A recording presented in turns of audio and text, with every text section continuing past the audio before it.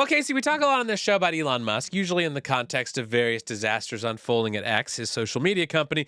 But as it turns out, he runs more than one company. And one of Elon Musk's other companies, Tesla, is having a rough time. Yeah, I, for my own part, am mostly focused on the social media piece of this. But Kevin, I would say over the past couple of weeks, it has been impossible to ignore the drumbeat of stories about bad news at Tesla. Yeah, and we should say, we're not an automotive podcast, but I think this is an important story that we should talk about for two reasons.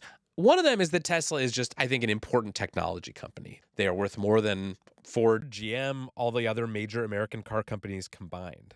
And they actually have sort of accelerated our transition to renewable energy into electric vehicles. Absolutely. I think the other reason is that Tesla is also Elon Musk's cash cow. It is how he makes the vast majority of the money that he uses to fund all of his other projects, such as acquiring Twitter, now X. So for all those reasons, I think it's really important to track what's going on at Tesla. It has also been a wild couple years for that company. In 2021, Tesla became just the sixth company in the history of the United States to be worth more than $1 trillion. But now, 2.5 years later, its value has fallen by more than half. This year, its stock is down almost 40%. And this week, it reported quarterly earnings that were pretty terrible. Yeah, but other than that, how was the play, Mrs. Lincoln? So to talk about this, we are joined by Andy Hawkins. Andy is the transportation editor at The Verge. Andy was an old colleague of mine at The Verge. He's been covering this company for a long time, so he has a really great perspective to bring to this story. So let's bring him in. Andy Hawkins, welcome to Hard Fork.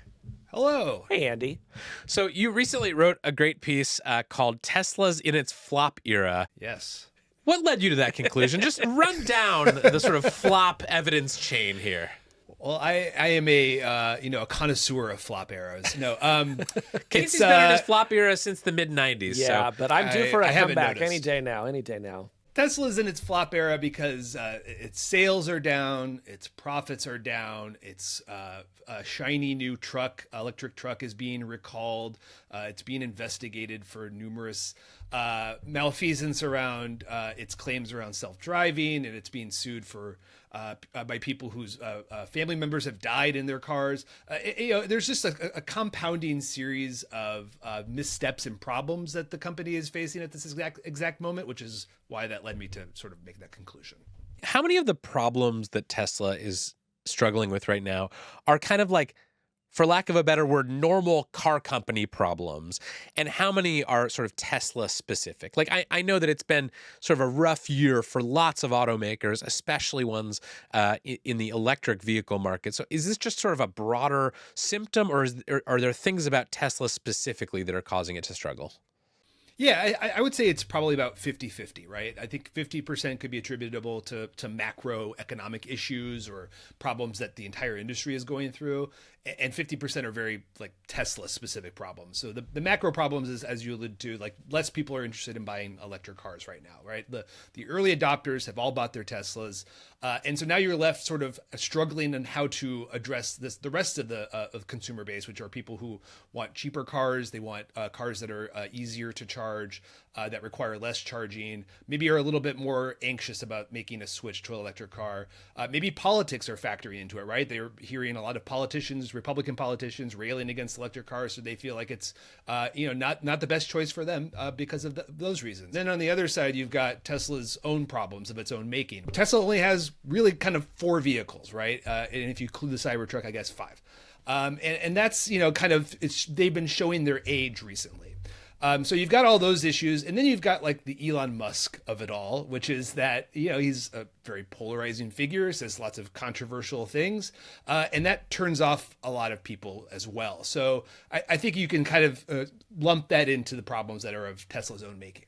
And on the Elon Musk thing specifically, Andy, do you think it is at a point now where the maybe declining public perception of Elon Musk is actually showing up in Tesla's financials? So it's hard to make an exact connection there, but there have been, I think, a number of surveys that have been shown that his polarizing status has had reputational harm, and I think it's been proven that the purchase of Twitter, his conspiracy mongering, his railing against woke politics. All of these things are certainly having a reputational effect on Tesla. And that's also because Tesla is synonymous with Elon Musk. Elon Musk is synonymous with Tesla in a way that all other car companies have really managed to avoid. Their CEOs, I don't think you can name them if you were really challenged to. Whereas with Tesla, it is a Elon Musk company through and through. And I think that's presented a bit of a challenge for their car sales. And I know there was a lot of hope among Tesla fans that the Cybertruck, this much heralded, very divisive,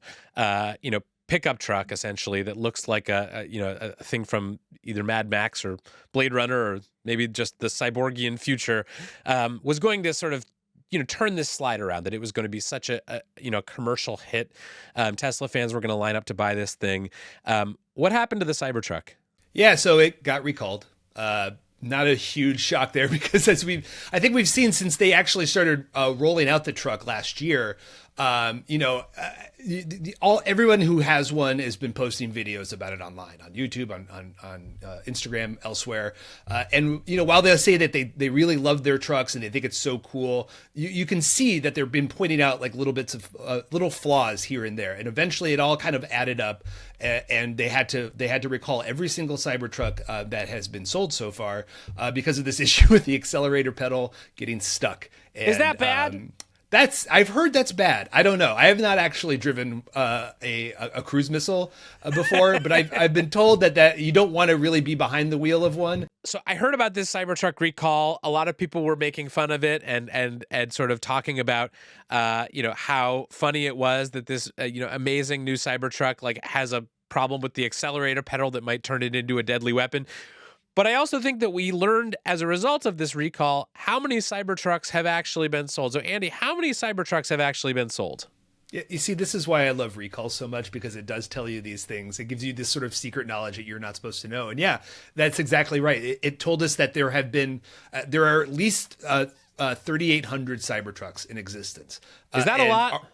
It seems like it's, I don't know. I was actually kind of surprised by it. It was a little bit more than I thought, given everything that the company said about how difficult this production process was going to be and how long it was going to take to ramp up production of the Cybertruck. I was actually surprised. Now, that said, we don't know if there's actually 3,800 Cybertrucks that have been delivered to people. There could be a certain percentage of those that are just waiting on the lot at Tesla HQ for their customers to come pick them up. It's not clear that that's actually a reflection of how many actually are on the road today. I feel like I've seen about 3,800 social media posts about different ways that their Cybertruck broke. So that feels right. The number feels right. No, it felt loaded, because I feel like I've seen 3,800 Cybertrucks. Like, we live in the Bay Area. I see them do you see them? I have seen, I believe, 2 Cybertrucks, but it is still the sort of thing where if someone sees a Cybertruck like in everyday life, they will take a picture of it and they will show it to you the next time they see you. That's true. Yeah.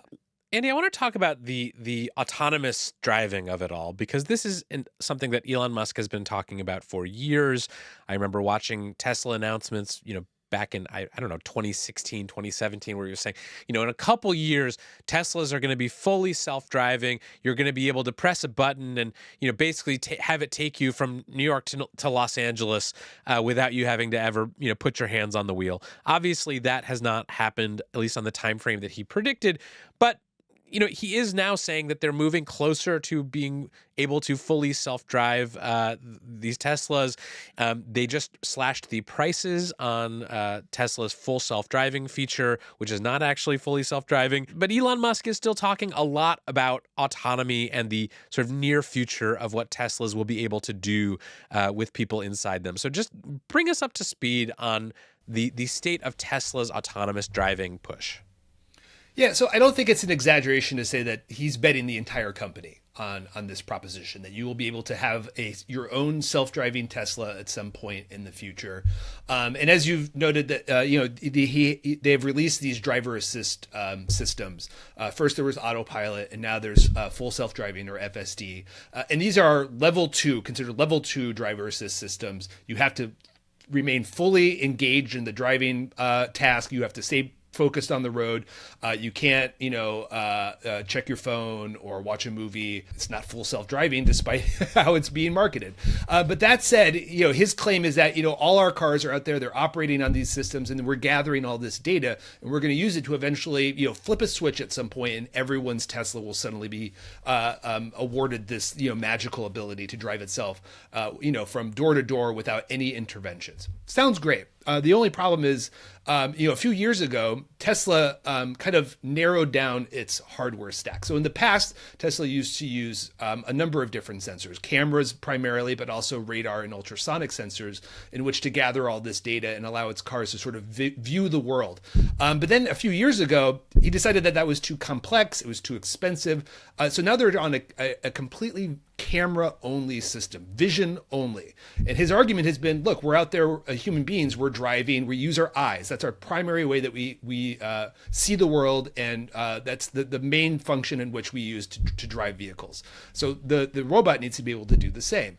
The only problem is that there's no fallback. There's no, if something fails, there's not a layer there, a safety net in which to sort of prevent a massive failure. If you look at other companies like Waymo, Cruise, which is going through its problems, but all these other autonomous vehicle companies that offer level 4 autonomy use a number of different sensors, cameras, yes, but also radars, lidars, ultrasonic, and the argument there is that they need to have these sort of like backup systems in case something fails, and Tesla does not have that, which leads to a lot of skepticism about these claims.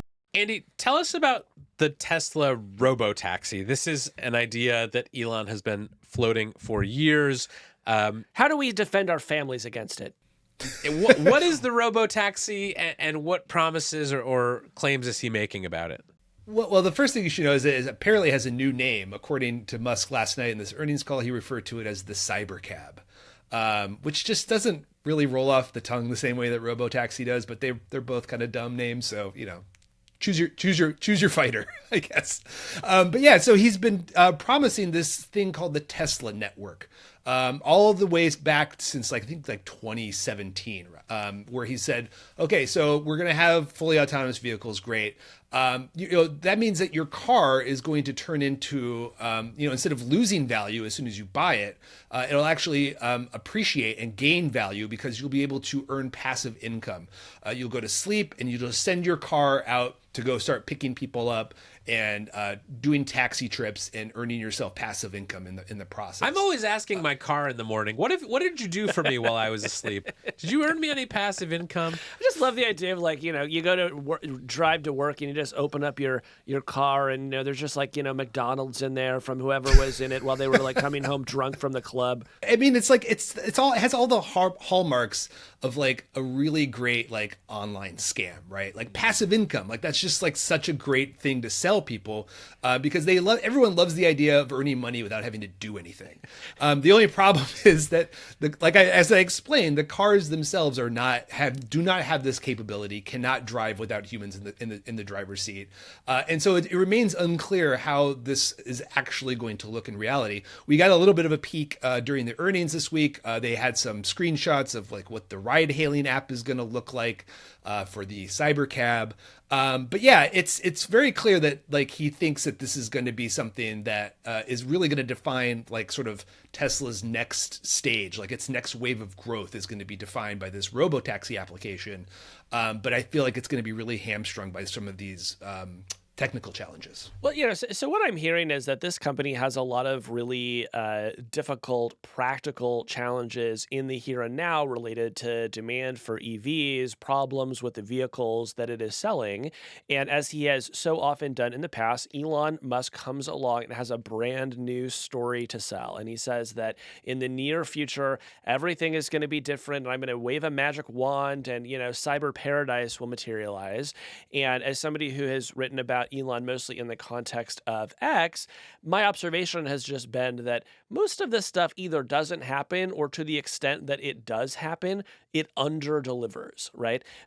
So my curiosity, Andy, is sort of how likely you think it is that the real Tesla that is not just Elon Musk on an earnings call can actually deliver all these things that he's promising.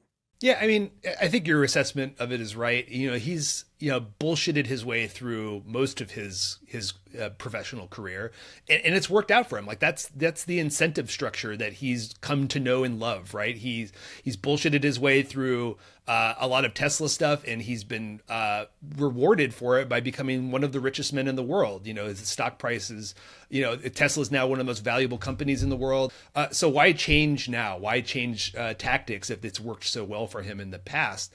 But like I said, I think what the company is now confronting is sort of like very basic car company stuff that they have not been able to really figure out. And he can't really bullshit his way out of, cooling demand and regulatory issues and, just sort of like the nature of the market and what it is. So I think he's going to run into some of these more of these problems in the future, and he will continue to try to sort of bullshit his way through it. I just don't think it's going to be as successful as it was in the past. Andy, I want to return to something that you said earlier in the conversation, which is that part of what's going on at Tesla is actually broader than just Tesla, that demand for electric vehicles has been shrinking, at least in the United States. That is sad to me. Like I as someone who wants there to be more options for people to get off of fossil fuels, to rely on more renewable energy, to drive electric cars, like, can you help me understand like why that's happening? Because it seemed like for a number of years we were on a really good trajectory with the adoption of electric vehicles by American consumers. So what happened? Yeah, I think a lot of it, the problem is kind of multifolded.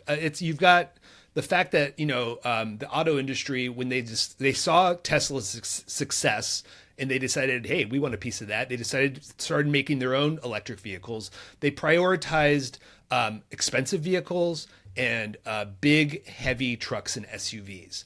And that's going to work for, obviously, a lot of people in the world, because especially in America, we love big trucks and SUVs. The only problem is that they were a lot more expensive than what I think a lot of people were used to with their gas trucks and SUVs. So having to pay a premium over what they were used to paying, that was a little bit too far for most people to stomach. And then you had problems with the charging infrastructure. It just wasn't up to snuff, right? People have this expectation of being able to drive to a gas station and fill up in 5 minutes and then they're out of there. With charging an electric vehicle, it's a much different ownership experience. You have to first locate a charger. It needs to be a working charger, which is a struggle since so many of them have mechanical problems and software problems. And then once you get there, you might have to wait a long time because somebody else might be plugged in. And then on top of that, once you actually get plugged in, it's going to take 30, 40 minutes for you to go from 10% of your battery charge to 80%. So I think a lot of the momentum that we saw with EVs, especially last year, has now transferred to hybrids, and hybrids are now, sales are growing by double-digit numbers, which is not to say that the future still will be all electric. I still firmly believe that the future will be electric. We've sort of passed that point already, but I think it's just going to be a lot slower going and a lot more complex than maybe we previously thought. What are the Tesla optimists saying is happening right now? Well, once you sort of get rid of all of the, like Musk is the second coming, he's the Messiah kind of chatter that you typically hear from some of the fanboys. I do think that the company's focus on electric vehicles and exclusively electric vehicles does give them an advantage over legacy automakers. They were the first to realize that cars can be computers, that cars can be updatable through software updates, and that can fix a lot of the problems that you might have with vehicle ownership. And they obviously laid the groundwork for charging much earlier than other companies have been. And now you're starting to see the rest of the industry adopt Tesla's charging standard because their chargers, superchargers, they just tend to work a lot better than a lot of the other third-party chargers that are out there. So that was a really smart move by the company. And I also think that if anyone's going to make a truly mass market Toyota Camry level electric vehicle, Tesla stands the best chance of being the company to do it because they have the expertise, they have the infrastructure in place, they have the engineering know-how. And I think that, and that was one of the things I think that a lot of investors were hoping to hear from the company. There was some mixed messages about whether or not Tesla was going to make a more affordable Model 2, like $25,000 electric car. There was some reporting that suggested that plan was on hold in favor of going all in on this robo-taxi. But then last night during this earnings call, Musk recommitted the company to making more affordable models. We just don't know if it's going to be a standalone model like a Model 2 or maybe just even a cheaper Model 3. But that said, the company, I do think, has the best chances of being the one to sort of bring the costs down and make a truly mass market electric vehicle. So, Andy, you sort of mentioned at the beginning that this company has a history of challenges and doubters and haters, but through hook and by crook, they've always come out ahead in the end. When you sort of consider everything that we've been talking about today, do you feel like, well, maybe we're just sort of in another one of those moments, some sort of temporary dip as they find their way to the next thing?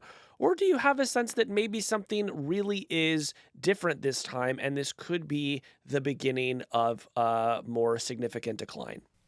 It feels different this time, right? First of all, you've had a big round of layoffs. The company laid off around 10% of its global workforce, which amounts to about 14,000 people. That's a lot of people to lose. And it could be even higher than that. I think I saw a report in Bloomberg that Elon actually wanted to cut 20% of the company. And not just, the employee, the workforce, but at the top levels of the company. They've lost a lot of the big names that used to be sort of like, aside from Elon, the ones that you most associated with the company's success. And just I heard Nikola Tesla died, for example. That was a huge loss.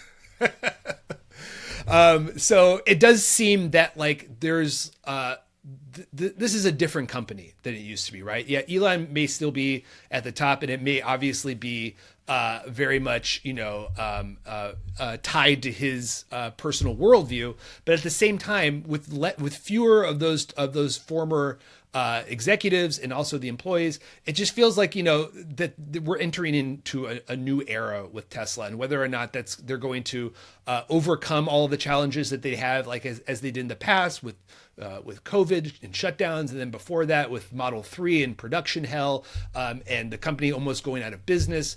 I don't think the company is at risk of going out of business, but I think the fact that with sort of the turnover that they've experienced, and then going so all in on this robo-taxi concept that has such a high risk of failure, really puts things into perspective, I think, for a lot of people who have maybe a little bit more of a nuanced view of this company and its possible future. Yeah, I mean, like, not for nothing, but the taxi business was not known for being a great high-margin business for the people who ran it.